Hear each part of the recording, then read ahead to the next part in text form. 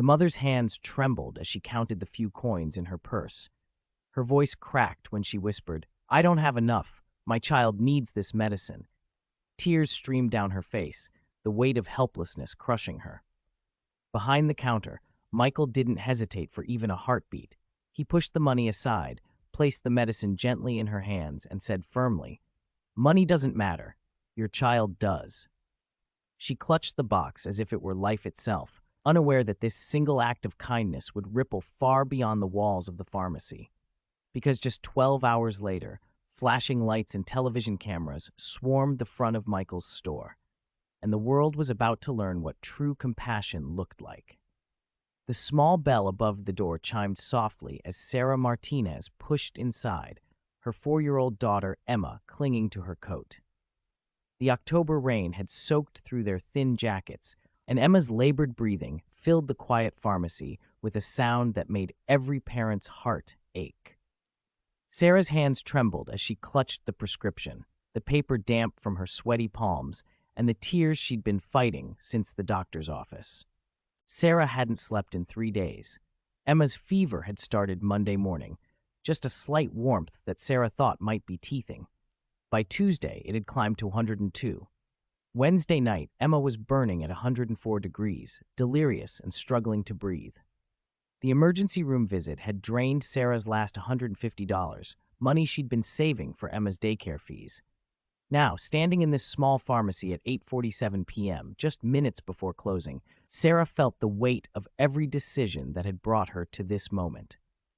The divorce 2 years ago that left her with nothing, the job at the diner that barely covered rent, the daycare that cost more than her car payment, and now a sick child who needed medicine Sarah couldn't afford. Michael Thompson had owned Cedar Grove Pharmacy for 12 years, tucked between a laundromat and a small grocery store in one of Detroit's forgotten neighborhoods. At 45, his graying beard and gentle eyes had seen countless families struggle with the impossible choice between medicine and meals. But something about the young mother standing before him, her daughter's fever flushing her small cheeks, stirred something deeper than professional duty. Michael had grown up in this very neighborhood. His father, Robert Thompson, had been a bus driver for the city for 35 years. His mother, Elena, cleaned office buildings downtown, leaving at 4 a.m. and returning after dark. Michael remembered being Emma's age, sick with strep throat, watching his own mother count crumpled bills at the kitchen table, wondering if they had enough for both medicine and groceries that week. That memory had shaped every day of his career. When he'd first bought the pharmacy from old Mr. Henderson, who was retiring after 40 years, Michael had made himself a promise. No child would ever leave his store sick because their family couldn't afford to get well. He'd kept that promise quietly, discreetly, for over a decade, a sliding scale for seniors on fixed incomes, payment plans that he never enforced, samples that expired just when someone needed them most. His profit margins were smaller than they could have been, but his conscience was clear. Sarah approached the counter with hesitant steps. "Excuse me," she whispered, her voice barely audible. "I need to fill this prescription, but I—" Her words trailed off as Emma coughed, a harsh sound that seemed too big for such a small body. The prescription was crumpled from Sarah's anxious grip. She'd read it 17 times, hoping the words would change, hoping the medication would somehow become something cheaper, something she could afford. But the doctor had been clear. Without these antibiotics, Emma's pneumonia could become life-threatening. Michael took the prescription gently, his experienced eyes scanning the medication details. Pneumonia. The antibiotics were necessary, urgent, and expensive. He looked at the insurance information. Denied. Pre-authorization required. The kind of bureaucratic maze that could take days while a child's condition worsened. He'd seen this dance before. The insurance companies with their endless forms, their phone trees that led nowhere, their requirements that seemed designed more to frustrate than to help. Meanwhile, children got sicker, parents got more desperate, and medications sat on shelves waiting for approval that might never come. "The total will be $247, he said softly, watching Sarah's face crumble. She opened her worn purse with shaking hands, counting bills twice, then 3 times. $23 and some change. her rent money, her grocery money, everything she had left after paying for the doctor's visit. The $23 represented more than just money to Sarah. It was her last shift at the diner, where she'd worked a double after calling in sick 2 days to care for Emma. It was the tip from the kind businessman who'd left an extra 10 because he'd noticed her sniffling and asked if she was okay. It was the change she'd found in her car's cup holders, under couch cushions, in old coat pockets, every penny she could scrape together. I don't have enough, she whispered, tears finally spilling over. But she needs this medicine. The doctor said if we wait. Her voice broke completely. She thought about calling her mother in Phoenix, but she already knew what the answer would be.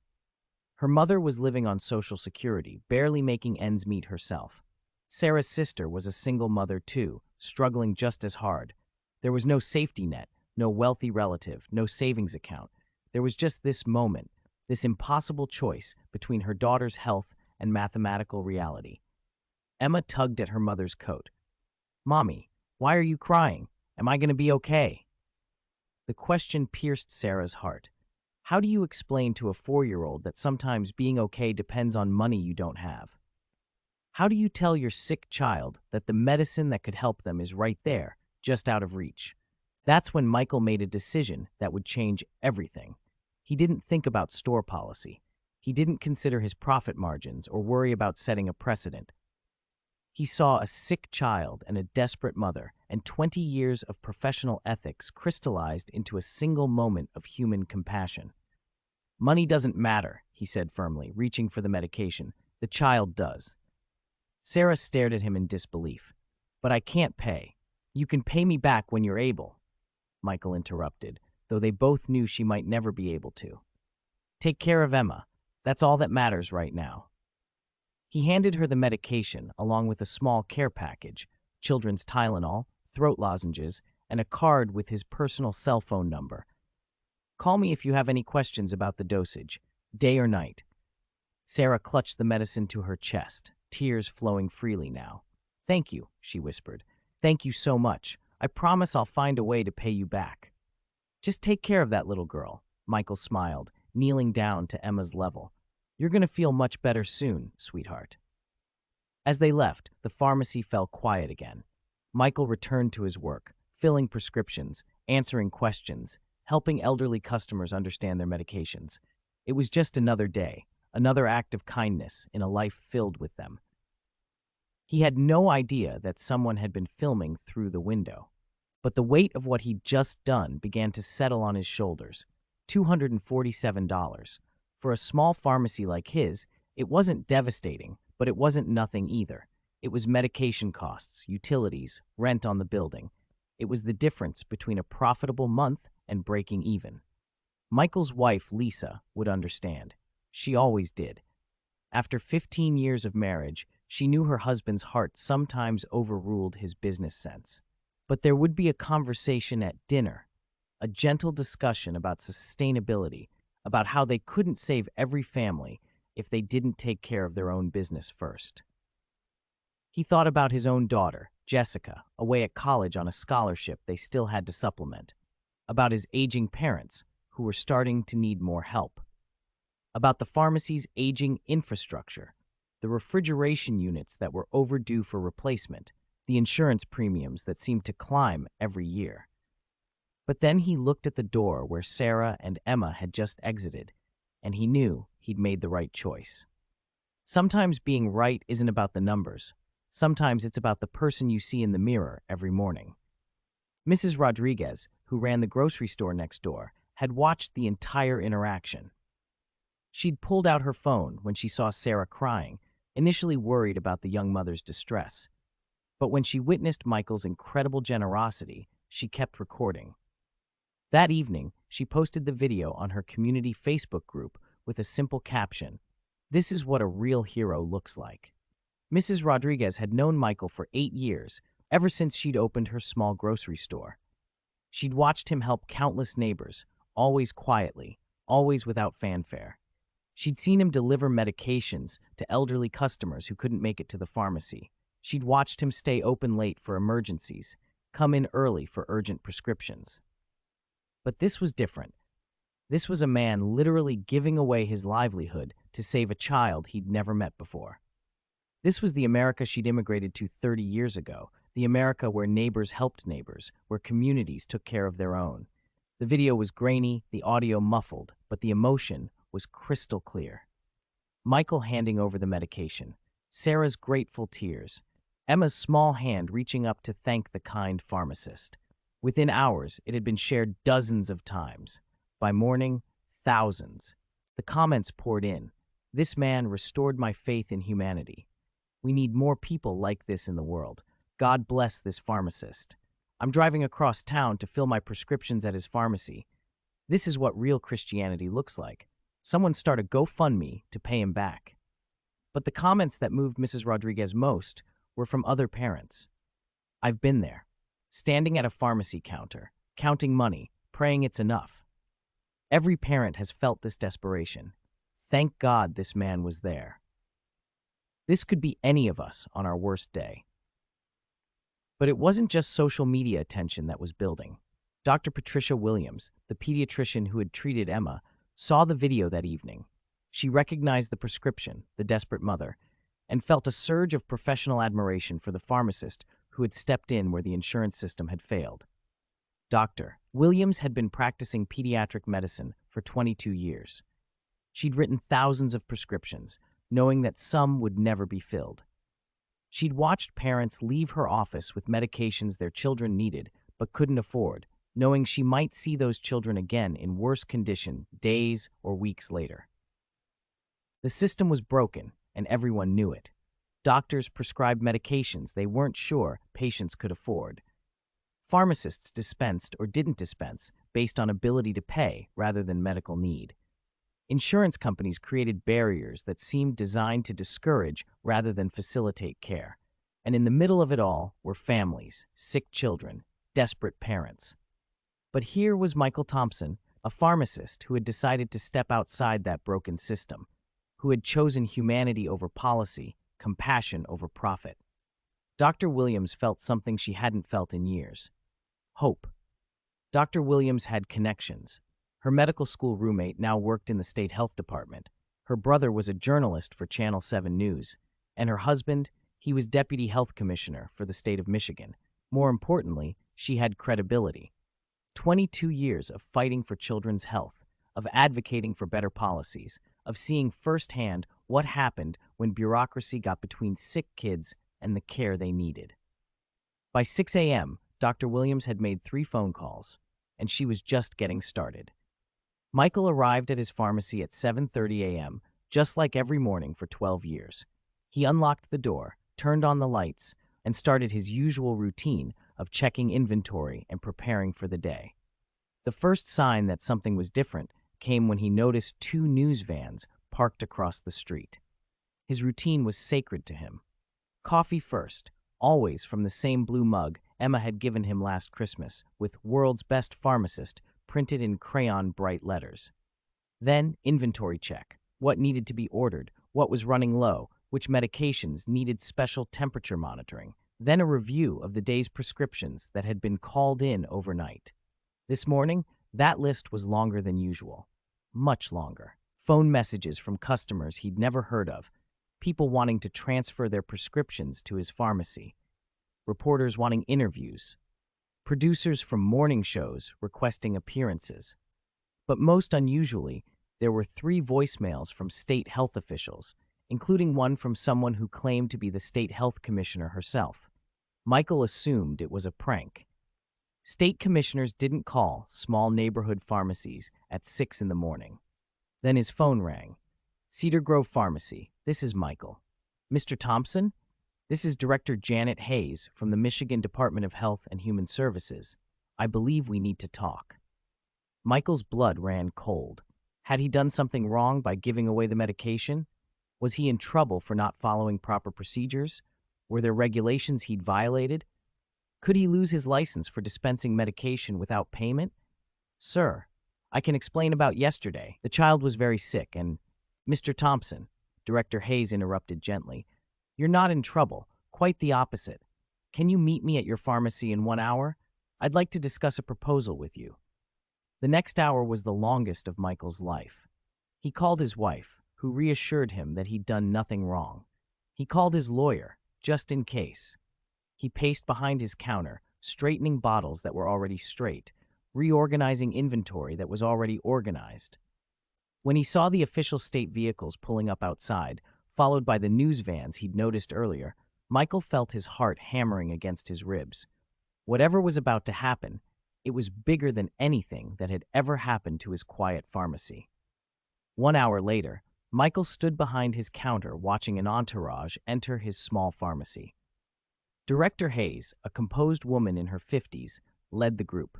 Behind her came Dr. Williams, whom he recognized from the prescription, a man with a press badge, and 2 other officials he didn't recognize.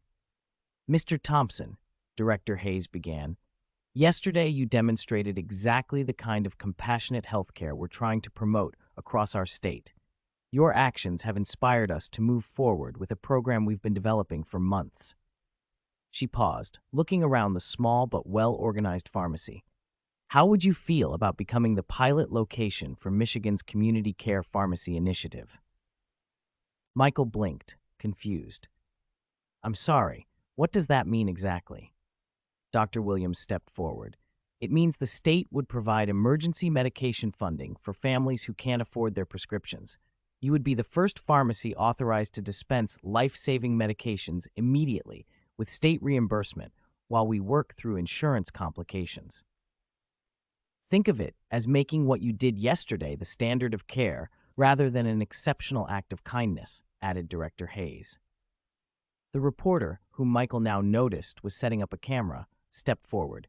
"Mr. Thompson, I'm James Morrison from Channel 7. Would you be willing to share your story? People need to know that there are still heroes in their neighborhoods." Michael felt overwhelmed. "I'm not a hero. I'm just a pharmacist who saw a sick child." "That's exactly what makes you a hero," Dr. Williams said softly. "You saw a need, and you met it, without hesitation, without expectation of reward. That's the definition of heroism." The next few hours passed in a blur. The interview, the official paperwork for the pilot program, phone calls from other news stations. But the moment that meant the most came in the afternoon when Sarah returned with Emma. The little girl was breathing easier, her fever had broken, and she was clutching a hand-drawn picture. She ran up to Michael and handed him the drawing. A stick figure in a white coat with a big smile, standing next to a little girl and her mommy. "Thank you for making me better," Emma said in her small, clear voice. Sarah's eyes were bright with tears again, but these were different tears. "The state called me," she said. "They want to use Emma's story to help other children. They said what you did, it's going to help so many families." Michael knelt down and accepted Emma's drawing like it was the most precious gift he'd ever received. "Thank you, Emma. This is going to go right here behind my counter where I can see it every day." As the months passed, Cedar Grove Pharmacy transformed from a quiet neighborhood business into a beacon of hope. The Community Care Pharmacy Initiative expanded to 12 locations across Michigan, then to other states. Medical schools began teaching about the Thompson model, healthcare that puts human need before bureaucratic process. But Michael never forgot the moment that started it all. Emma's drawing still hung behind his counter, and every time a family struggled to afford medication, he remembered that sometimes the right thing to do is simply the human thing to do. The program helped thousands of families in its first year. Children received asthma inhalers, diabetics got their insulin, elderly patients never had to choose between medication and food. The ripple effect of one moment of compassion had become a wave of change. Sarah eventually found steady work and paid back the $247, though Michael tried to refuse it. She insisted, saying it wasn't about the money, it was about dignity and completing the circle of kindness. "You saved my daughter's life," she told him. "But more than that, you showed me that there are still good people in this world. People who care about strangers. People who do the right thing when no one is watching." Emma, now healthy and thriving in school, still visited the pharmacy every few months. She would always draw Michael a new picture, and he would always find a special place to display it. On the first anniversary of the Community Care Initiative, Director Hayes returned to Cedar Grove Pharmacy for a celebration. Local officials, news crews, and dozens of families who had been helped by the program gathered to honor the pharmacist who had changed everything with a single act of kindness. But Michael's most treasured moment came when Emma, now 5 years old and full of energy, stepped up to the microphone that had been set up for the ceremony. "Mr. Michael saved my life," she said in her clear, confident voice. "And he saves other kids too. My mommy says that makes him a superhero, but he doesn't wear a cape. He just has a kind heart." The crowd erupted in applause, but Michael only had eyes for the little girl who had taught him that sometimes the smallest acts of compassion can reshape the world. As the celebration continued around him, Michael stepped back into his pharmacy and looked at the wall where dozens of Emma's drawings now hung alongside thank you letters, photos, and mementos from families whose lives had been touched by a moment of simple human decency. He thought about that rainy October evening when a desperate mother had walked through his door, and how a single decision to put humanity before policy had rippled outward in ways he never could have imagined. The bell above his door chimed, and Michael turned to see his next customer, another parent with a prescription, another opportunity to serve his community with compassion and care. "How can I help you today?" he asked with a warm smile, ready to continue the work that had become his calling. Because in the end, Michael Thompson had learned the most important lesson of all. Heroes aren't made in moments of dramatic crisis. They're made in quiet moments when ordinary people choose extraordinary kindness, believing that every life matters and every person deserves care, regardless of their ability to pay. In a world that often seems divided by differences, Michael's story reminds us that compassion is universal, that healthcare is a human right, that sometimes the prescription for what ails our society isn't found in a pill bottle, but in the simple decision to treat others with dignity and kindness.